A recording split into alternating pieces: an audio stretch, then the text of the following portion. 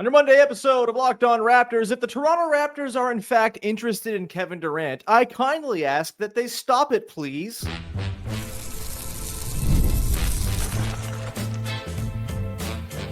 You are Locked On Raptors, your daily Toronto Raptors podcast, part of the Locked On Podcast Network, your team every day.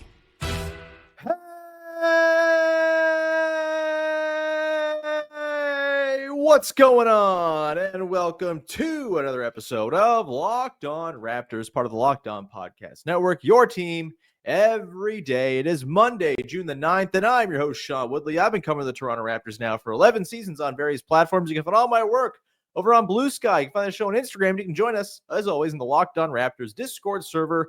Link in the description of the podcast. 100% free to join to be part of our listener community that definitely agrees on things all the time. Today's show is brought to you by our friends over at Monarch Money. Take control of your finances with Monarch Money. Use code LOCKEDONNBA at monarchmoney.com for 50% off your first year. And please don't make fun of me for the way I just said finances. I'm not a hoity-toity British man. I'm not, I promise. All right. On today's show, we are going to talk a little about the latest reporting from Jake Fischer over the weekend regarding the Toronto Raptors in one Kevin Durant. Yeah, not so much interested in this one. We'll get into that. Plus, we're going to talk about some draft prospects and what their fit would be with the Toronto Raptors as rookies. How would they fit into the plans right away? Would they play a bunch? Would they have a role? Would they be in the G League? We'll get into all that on, about 5 or 6 different guys who could be in the mix for the Toronto Raptors at number 9. Let's start with the Kevin Durant stuff. Over the weekend, Jake Fischer, who has also been reporting that, things with Giannis might be reaching not that there's a decision to be made one way or another just yet. That's not what he's reporting, but sounds as though teams are preparing for the eventuality that Giannis is going to stay in Milwaukee, which, hey, we've talked about it on this podcast. Whenever we've decided to break our "we don't talk about Giannis" rule on the show, we usually have to caveat the whole idea of the Raptors getting Giannis with a million different things. If it's ever going to happen, Giannis has to expressly tell the Bucks, "I want out," and sever a decade-plus long relationship where he's been nothing but loyal. All these other teams that might be in the mix will also have to get cold feet and say, "Hey, we're going to hold our powder and, keep it for something else. Maybe the fit's not right. Maybe we don't want to give up a certain young player, et cetera, et cetera." And that would put the Raptors in position to have a better offer on the table than they would comparatively if every team is throwing out their best offers. Because if it's a full-scale bidding war, the Toronto Raptors ain't winning it, period. But if Giannis just does the thing and stays, then that takes it off the board for everybody. And honestly, look, as much as I would love to see Giannis play for the Toronto Raptors, as much as I'm sure Masai Ujiri would love to see Giannis play for the Toronto Raptors, there will be some sort of relief, I think, that comes about if and when he just decides he's staying put. He's going to hang on the Bucks in the Eastern Conference, and just by power of being Giannis on his own, might drag them to a bunch of wins anyway in a not very good conference. I could see the argument fully for Giannis wanting to just stick around, not force his way some situation where he's less comfortable. And I know why the Bucks would want to keep Giannis. It's because he's awesome and they are doomed no matter what. So might as well be doomed with your franchise icon as opposed to Jalen Green and some picks. So anyway, with that, Jake Fischer dropped a few nuggets in his piece, I think Friday, talking about, sort of where the Raptors might turn next. And the thought is Kevin Durant, perhaps. The quote directly from Jake Fischer's piece in the Mark Stein newsletter is, quote, "But Toronto has likewise been painted by numerous NBA figures as a potential trade suitor for Durant, particularly if Antetokounmpo doesn't reach the open market. The Raptors, furthermore, would figure to have a more realistic shot of assembling a competitive trade offer for Durant compared to the mammoth offers that the Bucks would inevitably seek for Antetokounmpo's services." He goes on to say there's a strong sense in some corners of the league that Toronto's front office is under some tangible pressure to take a significant leap forward in competitiveness in the far less imposing Eastern Conference, even after they just made a midseason splash to acquire Brandon Ingram from New Orleans. And so there's that. Also mentions RJ Barrett's $27 million contract becoming front and center, and threw out the possibility of, hey, if you pair together Barrett with Jakob Poeltl's $20 million or so, you get very close to the money that is needed to match to get Kevin Durant on the Toronto Raptors in a straight-up trade with the two teams. This one, look, Jake Fischer is one of the more plugged-in guys in the NBA. He's one of 4 insiders who he says something, I listen.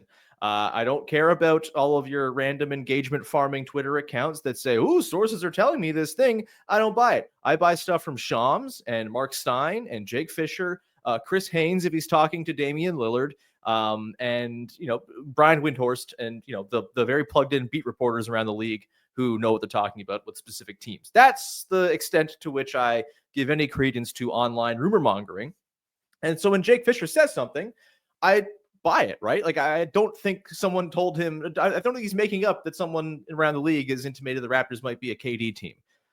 It doesn't quite pass the smell test for me as far as like something I think has a lot of legs to it or a lot of smoke. I definitely, again, believe numerous NBA figures would paint Toronto as a potential KD suitor because the Raptors throw themselves into all these moves, right? So I could totally see, Jake Fischer asking random executive person, "Hey, what do you think about KD? Who might be after him?" "I don't know, Toronto. They're after everyone." Like, I could see that being the nature of a conversation. Maybe there's more substantive, like, sort of stuff behind it. Totally could be possible. But there's a reason why I don't really have this one passing the smell test to me all that much. And it's that just like, it's so hard to make a trade that makes any sense. And the RJ Barrett plus Jakob Poeltl for KD trade, I just don't think that makes a lick of sense for the Toronto Raptors, a team that right now is rumored to be looking at adding a young big man in the draft because they want more center depth behind the one guy they have. It's proven to be a pretty important position. I don't know if you've watched the NBA playoffs, but like having multiple large people who can play different positions and you can use different iterations of your bigs with different combinations of players, like pretty valuable thing to have. And I just cannot see the Raptors making this much of an all-in move, a win-now move to end all win-now moves, trading for a 37-year-old Kevin Durant with 1 year left on his contract. I cannot see them doing that and sort of putting themselves in a pretty tight bind financially with Quickly, Ingram, Barnes, and KD earning like all of the money across those four guys. So you're hamstrung on trying to find ways to fill in that last starting position at the 5. I don't think Jonathan Mobo is your starting center if you're trying to be serious next year with Kevin Durant on your team. And so I just don't see what that does to make them a better team in the Eastern Conference next season. I think I'm torn a little bit because I would love to watch Kevin Durant play for the Toronto Raptors. I love Kevin Durant.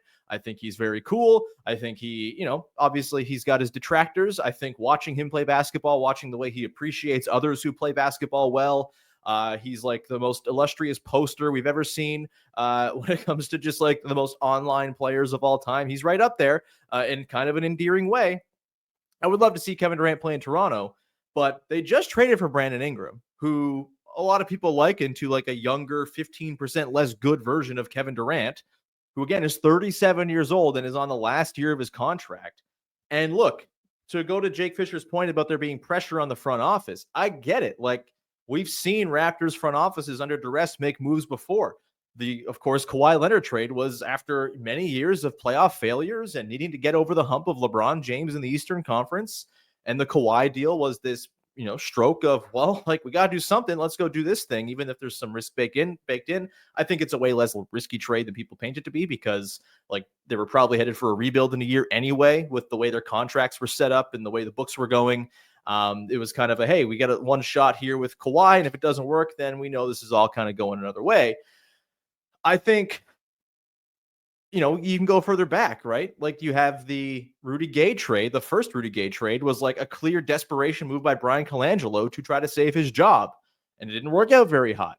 There's always that sort of danger zone when you have a front office that's under duress, that's trying to keep its job, that they might make some crazy kind of short-sighted, not super thought out move. And like, that would check the box for me. Like, that passes the smell test, that they'd be looking around at something bold like this. But I just don't see how the team is particularly good when you have Quickly plus Ingram and Durant, who are basically, very similar types of players. Is your whole offense going to be these two dudes walking into 18-foot mid-rangers and dueling ISOs? I don't think so. Like, that doesn't seem to make a lot of sense to me.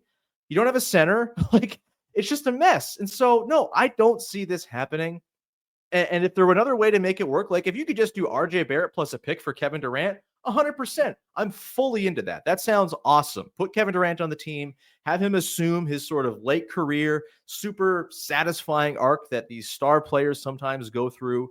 where Kevin Durant just kind of assimilates into a team, picks up a role. Maybe he's a second or third option, and you're super happy about that. Like the best third option you've ever seen, and he's very comfortable with it. He's just playing, wanting to be on a good team. That would be a wonderful way for this to go. That would be delightful. But when you have to include Jakob Poeltl to do it, that doesn't make any sense to me. Or you could do, it's RJ plus Emmanuel quickly. First of all, I think that's too much money. And so the Suns in the second apron wouldn't be able to make that work. They might be out of the second apron now they're into the summer with fewer players under contract, but still they'd be taking back more money in that deal. And what are you going to go in with no point guard? Is Kevin Durant your point guard? Is Brandon Ingram your point guard? We know Scotty Barnes isn't a point guard. This rumor has kind of broken my brain a little bit, because if this does happen, I think we're way beyond the pale. I think we've jumped the shark with the front office, and I just don't see a way back. I don't think it's going to happen. I think it seems too rash and too nonsensical in terms of like an on-court basketball fit and roster building sense for it to happen. But I suppose if you think Masai Ujiri, with 1 year left on his deal, with the Rodgers takeover taking place, with Brendan Shanahan, the president of the Maple Leafs, getting relieved and then not replaced, maybe you think this is where the things are headed, and Masai thinks he has to make a really big swing here. And if Giannis isn't available, does he get desperate and do this? I still think he and Bobby Webster and everyone else have too much like basketball sense to do something like this, but they could totally prove me wrong. And if they do that, then man, oh man, do the last few years start to look even worse in hindsight. I don't think it's going to happen. I'm open to being surprised by anything, because the NBA seems to have like completely lost its marbles over the last 6 months to a year. It could totally go down. I just don't see it. And I just don't think they're going to do we don't have a center thing going into the year. What are you going to draft a rookie at 9 and have him be your starting center when you're trying to win with Kevin Durant on the last year of his deal too? Like, just all of this stuff, as soon as you start to dissect it a little bit, makes no sense. The only way it would work is if it's RJ Barrett plus a pick for Durant, but you can't do that financially. And so I just think this is not going to go down. It's why it doesn't quite pass the smell test, though.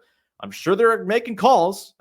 You make calls when guys are available. The Raptors, we know, make calls when guys are available. Sincerely hope they avoid the desperation trade in this instance, because I just think it leaves the roster in a really rough kind of way, with an expiring Kevin Durant and no real vision for how this team is particular. I mean, maybe it's good. I don't know.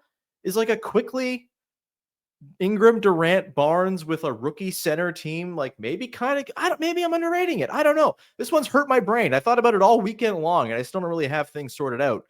But first blush is they don't have a center. Like, you got to have bigs, man. It's just like a part of the deal. We learned this during the Vision 6-9 era. If you don't have bigs, you're kind of screwed.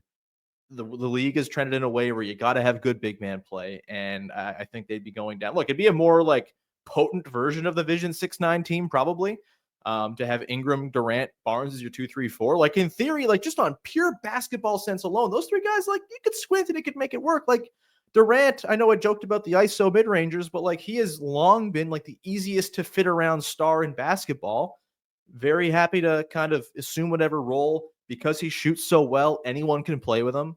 But I still just think the rest of the roster just makes so little sense that really hard for me to see this one getting over the finish line. But open to being proven wrong, because I also thought the Brandon Ingram trade made no sense, and I talked myself into that very quickly, and I think it makes sense now with sort of what they're hoping to do here. And I think it's totally fine if they just do nothing and go into the year with the team they have now. I think that's fine. There's nothing wrong with that. See what you have. You have a lot of good players. You do the build from the middle thing. Collect a bunch of good players, see what you got, and then turn those good players into better players when you can. To throw it all away now for Kevin Durant in a deal that would require at least 2 of your rotation guys, 2 of your starters, I just think that is like a big shiny toy that leaves you really, really in rough shape on the back end. But what do I know? We'll come back on the other side. We're going to talk about some draft guys and where they would fit into the team. Let's just assume they don't make any big, loud, silly trades and they just go in with the team they have now. We will get into what that would look like and where the rookies might fit depending on who those rookies are. We'll do that coming up in just one sec. Today's show is brought to you by our friends over at Monarch Money. And you ever check your bank account and wonder, where'd all my money go? I do that all the time because I'm a spender, baby. I like to spend money on stuff. I had to buy a fridge over the weekend. It just goes away. Online shopping, entertainment, it's all there. It's easy to lose track of where you're spending your money and why it's going out of your account. And that's what Monarch Money comes in. It's your personal CFO. It gives you full visibility and control over your finances. Monarch Money is not just a budgeting app. It's a complete financial command center. You can track all your accounts, investments, and spending in one place. So you stop just managing your money and start building wealth. You've got the all-in-one convenience. You can juggle just on one page instead of multiple apps and logins and facial recognition and two-factor. You just have the one place. It's all there for you. You can keep track of all your different accounts. Maybe you have a shared account with your spouse and you have your own personal account for your work or whatever it might be. It's all there for you. Take control of your finances with Monarch Money. Use the code LOCKEDONNBA at monarchmoney.com for 50% off your first year. That's monarchmoney.com, code LOCKEDONNBA for half off your first year. Back at it here. Ran long in that first segment because, I don't know, lost my marbles a little bit. But let's talk about some draft fits and where guys the Raptors could take would slot into the team's plans as of next season. Again, let's just assume they don't make any of these trades. I'm so tired of the subterfuge and the rumors. I'm all right if they just look again. Would love Giannis. If it's not Giannis, I'm perfectly contented for plan B to B. Let's see what this team is in a bad conference with a reasonable number of talented players, some imperfect stuff, some needs obviously still, but let's see what they got and then pivot from there and make evaluations as you go. This is the path they've chosen. Stay on it. Look, no one the Raptors draft this year is starting out of the gate. I think that's pretty clear. I think this team has a built-in, pretty entrenched starting five. And even if RJ Barrett gets moved, you've got three guys who are probably going to be in front of whoever they draft to slot into that fifth spot with Grady Dick, Jacoby Walter, and Ochai Agbaji. And this assumes that they drafted a guard wing type who might slot into the starting five, even theoretically.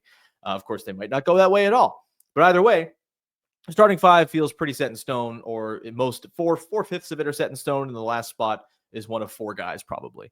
From there, obviously different positions come with different levels of readiness, and different player types need longer to sort of get their feet wet and go through the reps and take their lumps and stuff like that. Let's start with a guy I think who would kind of slot in most immediately to a role with the Raptors. And it's a guy who I got in the Locked On NBA mock draft, which should be dropping very soon on Locked On NBA's channels. It's also a guy who I think is a bit of a polarizing choice among Raptors fans. I think there are some who look at him and say, hey, like perfect long-term, succession plan at a position of need and some size and like big man skill and all that stuff. And then there's some who go, really? You're going to take another big man when this team needs like creation and ball handling and stuff? The guy is Khaman Maluach, of course, the Duke big man, 7'1", 7'7" wingspan. We've gone through it. He's been my favorite guy throughout this process. Him and Jeremiah Fears, basically the two guys I hope are there at 9. If it's Fears, I'd probably go him because I think the upside with the creation stuff is very, very, very real. And Maluach is probably my number 2. I don't think Fears is going to be there at 9, so Maluach is my number 1. And look, I think day one, he's like a 15 to 20 minute a night backup. We know Jakob Poeltl in an ideal world is probably playing like 28 minutes a game. So there's 20 minutes of backup center play right there for Khaman Maluach to step into. I think we've seen, you want to survive the regular season. You want to have, multiplicitous looks and different lineups you can go to. Having multiple good, talented big men with different skills is a huge deal. Maluach, look, it's not a total sort of swerve from the style of play Jakob Poeltl is. They're both right now guys who are going to operate from the 2-point range and in like around the rim type of stuff on offense.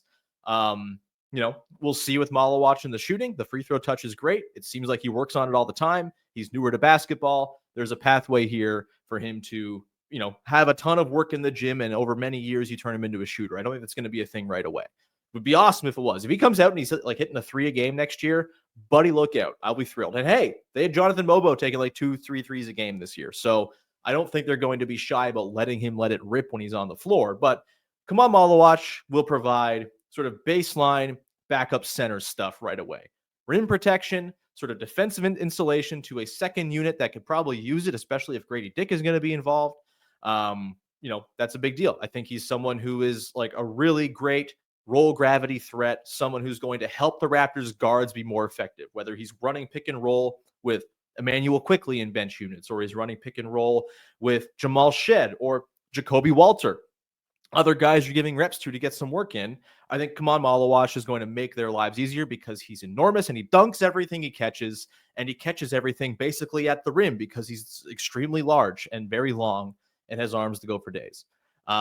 I think that would be a really great way to use him out of the gate. I think your second unit becomes just like rock solid excellent. And if you're trying to survive 82 games, I think Maluach offers you a spot starter in the case that Jakob misses 20 games, which he's happened to do over the last couple of years in certain spots. Last year, more rest than anything else, but you miss Poeltl big time when he's not out there because they don't have a like for like replacement for him stylistically or, just like size wise to throw in there. And as much as I'm high on Jonathan Mobo having some small ball, big man juice, like Khaman Maluach has big man juice, big ball, big man juice. And so I'm a little more into the idea of Maluach being the day one backup, and then Mobo's this sort of change of pace look. That's totally fine too. I think he would be. Look, it avoids having to go find a backup center through other avenues via trade or using your MLE if you have access to it at all. He's just a guy. He's on a cheap contract. He's your backup center. You have really sound, good 48 minutes of center play for what, like $26 million for the next couple of years, and then who knows what happens with Poeltl's next contract. And if Poeltl's gone in a couple of years, then boom, you have your ready-made long-term succession plan there. I think this is a longer-term play that also has short-term benefits if you take Khaman Maluach. So that to me, he's very clear the guy who has a no doubt surefire role from day one more than anybody else on this team because of how the roster's set up. And look, big men tend to just we've seen it with Derek Lively. We saw it with Donovan Clingan and Zach Edey last year. They can come in as young players and make an impact because size matters in the NBA. Being big in the sport where being big is an advantage, it turns out it's good. And so I think Maluach, it'll be a process for sure. He's going to have to work on the playmaking, the processing, the short roll stuff, the passing, the connective play. All of that's going to, be a work in progress, as will the presumed long-term project of turning him into a shooter. And boy, oh boy, if he ever turns into a shooter, he becomes one of the single most valuable types of players in all of basketball that every team is looking for and no one can find, because once teams get those guys, they never let him go. Again, I think the upside with Maluach gets way slept on because he's not your classic, he's going to score a bunch of points and be your offensive engine guy. No, but he might do a whole lot of other really extremely valuable stuff for you. And there's stuff that he doesn't do yet that if he ever taps into it, then man, oh man, he becomes one of the most impactful players in the game. And so, yeah, Maluach, day one fit. I think he pretty comfortably slides into the lineup and is playing 15 to 20 minutes a game from Jump Street. Cedric Coward and Carter Bryant. I've kind of lumped these two wings in with one another in this sort of conversation. I think, the Raptors are pretty loaded when it comes to 2 through 4. Scotty Barnes obviously eats a lot of minutes at the 4. Brandon Ingram's going to eat a lot of minutes at the wing spots, and RJ Barrett's there. You have Walter and Abaji and Dick who all need minutes. It might not be an obvious path to minutes right away for a wing if you draft them. If you draft Cedric Coward, I think he maybe is in there a little bit quicker than Carter Bryant, just because he's got, a little bit more. He's older. He's going to be 22 by the time the season starts. And I think his skill set of defense and threes and sort of connective passing, that'll fit in right away. And you can always use more shooting. And so, I could totally see Cedric Coward kind of being a rotation player, maybe not immediately, but sort of by midseason. If they trade RJ Barrett either before the year starts or midseason and clear out some of that wing logjam, then maybe even faster. But I think both guys, if you take Coward or Bryant, are probably playing some time in the G League. I do think Bryant in particular, he's so young. They want to work on his offensive craft, one would assume, because that's the stuff that has to come the furthest. He could be just a classic spot up shooter for you, I'm sure, from day one with some nice defense, although rookies are always going to be prone to struggling on defense, maybe less so super athletic wing types, but it's going to be a challenge. And so I think, 905 for a good long stretch for Carter Bryant seems to make a lot of sense. Coward, maybe a little bit, but because he's older, maybe less of it. And I think his skill set's just kind of ready for the NBA. If he's good to go, good athletic measurements and the shooting touch is off the charts, I think both those guys kind of fit in. And again, both would be sort of longer term. You're hoping they become starters down the line. I don't think either is doing the OG Anunoby thing and snaking a starting job immediately once they hit the NBA. Though Coward may be more likely than Bryant, again, because of the advancements in his offensive game. He's a damn good shooter, man. Good mid-range shooter, good rim finisher, good finisher from everywhere on the floor. That can get you on the floor, and that can get you to stick if you get an opportunity early. Bryant, I think, is way more of a work in progress as an offensive player. And so, yeah, probably a lot of 905 time for him. Don't think he would be getting the minutes required to compete for awards or anything like that, all rookie teams, etc. I think it'd be a tough sell. We're going to come back on the other side. We're going to run through 3 more guys who might be in the mix at number 9. Noah Essengue, Collin Murray-Boyles, and Kasparas Jakucionis, all of whom I think have different pathways to getting in the lineup next year for the Raptors. couple more surefire than the other. We will do that coming up in just one sec.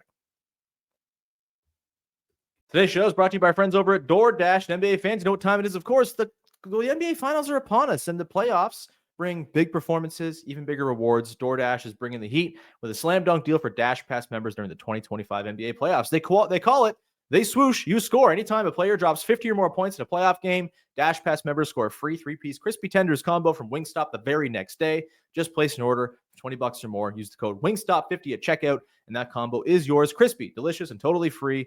Offer valid noon to midnight the day after the game. Terms apply. Shai Gilgeous-Alexander is getting his way in this series. There's a very, very good chance he's going to drop a 50 burger at some point, I think, on this Pacers defense. He's awesome. He's incredible. He's unstoppable. So here's the play. Sign up for Dash Pass to unlock this and more exclusive deals all season long. When any player scores 50+ in a playoff game, Dash Pass members can grab a free 3-piece crispy tenders combo from Wingstop the next day with a $20 order and code Wingstop50. That's Dash Pass, your door to more savings, more flavor, and more ways to win. Terms apply. Wrapping it up here on your Monday edition of the show, asking what's the fit when it comes to a handful of draft prospects who might be in the mix for the Toronto Raptors at number 9. Let's go to Noah Essengue, who, by the way, is putting up some numbers as his team in Germany is working its way through the playoffs. He's still playing, had himself a really good weekend. That might be done now, but he had himself a nice, efficient weekend, putting up some numbers. And for me, look, I think Noah Essengue feels like he's got G League written all over him if he is the pick at number 9. He's 18 years old. He's the second youngest player in the draft behind Cooper Flagg.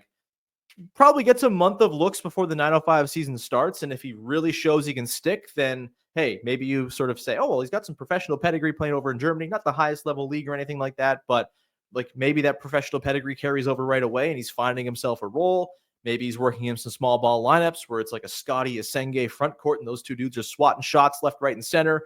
And you feel all right about Essengue riding out the season as like a front court rotation piece for you.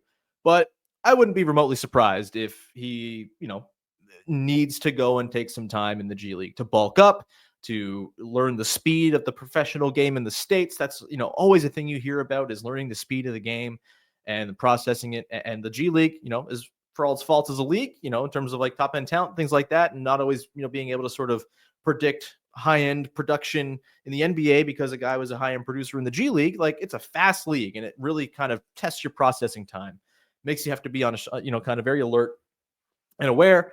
And it's just trial by fire when it comes to the speed of the game. And so, yeah, I could totally see Essengue being, not dissimilar to how the Raptors used Pascal Siakam in his rookie season, where he played early on. They badly needed him to be in there when Jared Sullinger, the great hope at the 4, got hurt and missed a bunch of time. And you had Siakam in there running reckless and throwing down, transition finishes from Kyle Lowry outlet passes for the first couple months of the year. And then he kind of hit the wall and he went to the G League and he was incredible and he won G League Finals MVP and everyone was thrilled about it.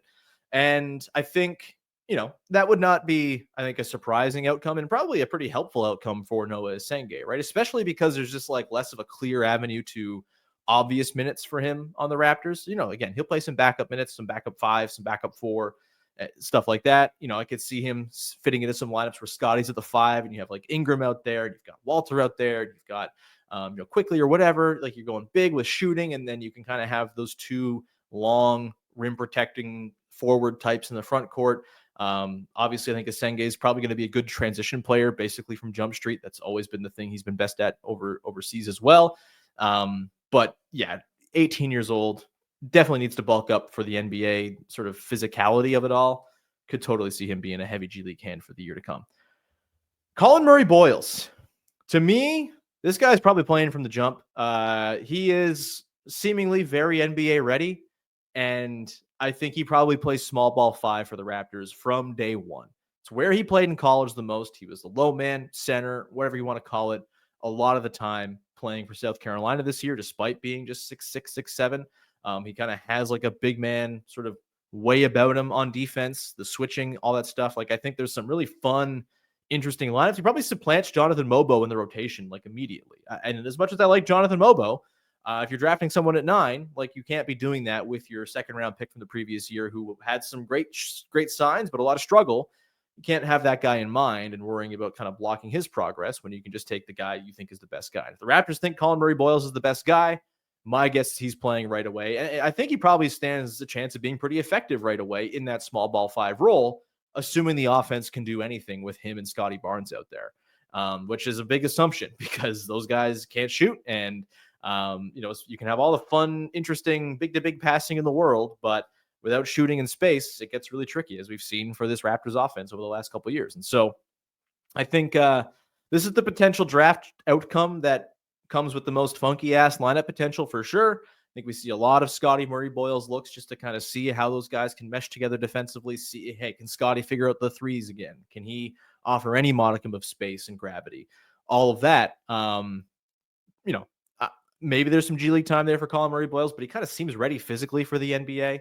And I'm not sure a player like him is benefiting a lot from playing with sort of lesser players in the G League. He feels like someone who's trying to connect better players together, amplify better players. And so I'd rather see him cut his teeth in the NBA for sure. And, again, I don't think he's going to be the pick because I think the overlap and the fit stuff is just so janky and weird. But hey, maybe if they trade for Kevin Durant, they draft Collin Murray-Boyles to be their small ball 5 playing next to Scotty Barnes in the front court. And they got KD and Ingram and Quickly as the rest of their starting lineup. And you roll that way. Who's to say? This Kevin Durant thing has sort of broken my brain. Either way, I think Collin Murray-Boyles plays most of the season in the NBA right away. Last guy I want to talk about here is Kasparas Jakucionis. And I think this is true of him and any other guard they draft here, even Jeremiah Fears. I think, they probably get runway right away, but I think the leash is probably pretty short. Guards take a long time to get good in the NBA. It's just a fact of life. We even saw it last year with Jamal Shed. He had these moments, these flashes, but for the most part, the Raptors got spanked in the minutes he played because rookie guards are bad. Rookie guards lose minutes. It takes a long time to learn how to play the guard position effectively in the NBA. It's just the fact of life. It's reality. It's a hard position. And so with that, I think Kasparas Jakucionis is probably the most likely guard to be the pick at 9 if they do go guard. I don't think Fears is going to be there. If he is, great. I'm all for it. If they go Jakucionis, I think, look, they'll let him run the second unit. No telling how well it'll go. And I think there's every chance that it goes poorly and he's in the G League kind of cutting his teeth by December. I know a lot of people like Jakucionis. I know there's a lot of people in the Locked On Raptors Discord who are little Jakucionis sickos. I'm so worried about the lack of rim pressure in college. In the NBA, this is a team that needs guards who can get to the rim. Jakucionis is not that. I think he's going to be a really good shooter in the NBA. I like his passing. Don't like the turnovers and decision-making. And I think the defense is going to be a real problem. And that's the thing too, right? If you're a bad defensive guard on a team that is ostensibly trying to be competitive next year, a really important thing in all of this is the Raptors seem to want to try to win next season. I don't think you can be giving 20 minutes a night to a rookie guard with those specific limitations with athleticism and physicality and not getting to the rim, decision-making, turnovers. That seems like a recipe for a really rough rookie season, which if you're the Utah Jazz, you could totally be like, sure, man, go nuts. Have a million turnovers, all good. But if the Raptors are, in fact, under pressure to be competitive next year, as Jake Fischer intimated in his reporting over the weekend, if they are, in fact, trying to win basketball games, which everything suggests that's what they're trying to do, I don't think drafting Kasparas Jakucionis and handing him the keys to the second unit is the way to do that very effectively. You're going to lose those minutes. And so I just don't quite see it.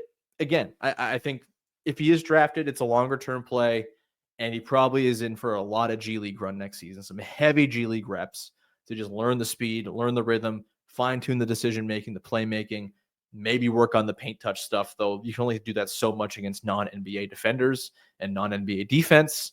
It's, there's a lot of red flags with Jakucionis that I'm not super thrilled on. And then, hey, he's the pick. I'm sure I'll talk myself into it by mid-July, as we always do with these things, because that's how this works. But that's kind of how I see him fitting in next season. If he were to be the pick, I think it would be kind of rough. I think it would be he's of all the guys we've talked about here, he outside of maybe Carter Bryant, he would be, I think, the guy who offers the least to the team next year, which, again, if they're under pressure, if there's a mandate to win, might not be the way to go to try to accomplish that with the draft pick. But drafting for immediate need doesn't always work out either. So we'll see. Either way, thank you so much for rocking with the show. Back again on Tuesday. Our pal Big V will be along And this is going to be my last week before I go on paternity leave. We're having our kid next week. So, I'll be rounding up this week. We'll have some fun. And then I'll be turning over the keys to Vivek for the next little while. I'll pop in once in a while here and there when, the little munchkin allows for it. But that's the plan as of right now. I'll be with you for the rest of this week. And then beyond that, it's Big V's time to shine, baby. Either way, thank you so much for rocking with the show. Follow, subscribe, rate, review, join the Discord, link in the description of the podcast. We'll talk to you again on Tuesday. Thanks so much for hanging. Bye-bye.